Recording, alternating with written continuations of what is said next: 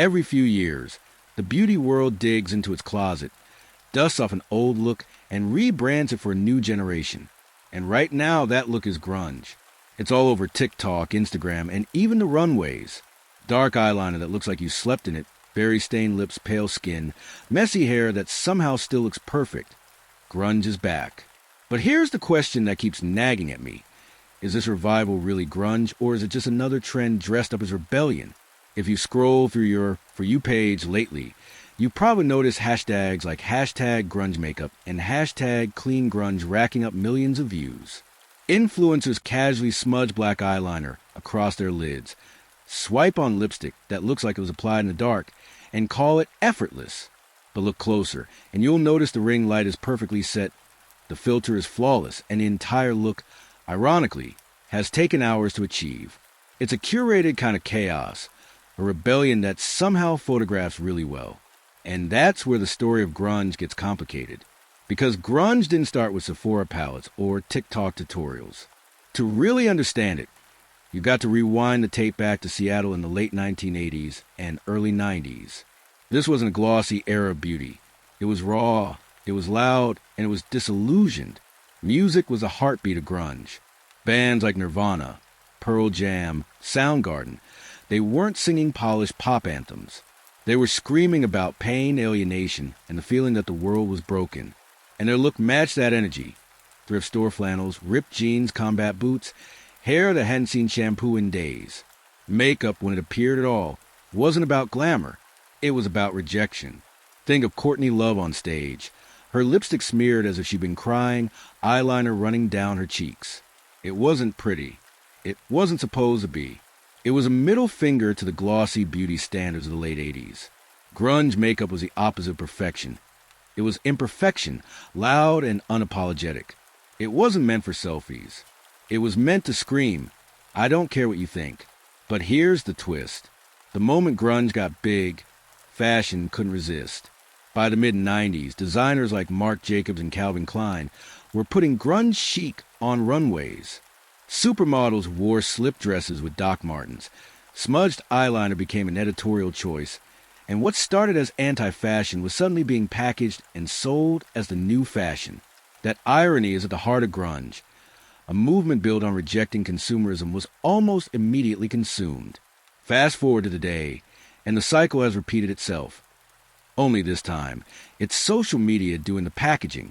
Search TikTok right now and you'll find endless grunge tutorials, complete with step-by-step guides on how to achieve that I didn't try look that actually takes meticulous effort. And it raises the question, when rebellion becomes a trend, is it still rebellion? The truth is, trends don't just come back randomly. They return when culture demands them. And if you think about it, the 2020s mirror the 1990s in some eerie ways.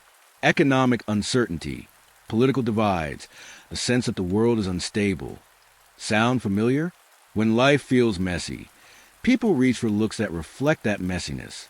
And nothing says, I see the chaos, and I'm not hiding from it, like smudged eyeliner and lipstick that bleeds past the lines. But here's where the modern version diverges. In the 90s, grunge makeup wasn't about looking good. It was about not caring whether you look good at all. Today, though, the grunge aesthetic is carefully staged. The eyeliner is smudged, sure, but it's smudged just right. The hair is messy, but it's messy with volume, dry shampoo, and the right filter. The vibe is supposed to scream, I woke up like this, but it's been planned, shot, edited, and uploaded for likes. It's rebellion turned into content. Now, don't get me wrong, there's nothing wrong with enjoying a trend. Grunge makeup today is fun, bold, and freeing. For a lot of people, it's a way to experiment with identity, to step outside of clean girl perfection and embrace a darker, moodier vibe. That's powerful in its own right. But when brands slap the word grunge on a palette and sell it for $65, it's worth asking, are we celebrating the culture or are we just selling the costume? Imagine this for a second. On one side of the screen, you got Kurt Cobain on stage, hair in his face, voice cracking as he sings about despair, with fans in ripped jeans moshing in the crowd. On the other side, a TikTok creator adjusts their ring light, smudges their eyeliner with a brush, and edits the video for maximum reach. Both are technically grunge, but one is born out of lived experience, and the other is born out of algorithmic trends. Which one feels more authentic? That's up to you. And maybe authenticity is the key here, because every generation reinterprets style in its own way. To Gen Z, grunge isn't about rejecting the beauty industry. It's about rejecting polished perfection. In a world where everyone's face is facetuned and filtered, smudging your eyeliner and letting your lipstick bleed is its own kind of rebellion. Maybe not the same as the 90s, but a rebellion nonetheless. So is grunge makeup just another trend? Yes and no. It's definitely part of the endless cycle of beauty recycling, where styles get pulled out of history, repackaged, and sold back to us. But it's also more than that.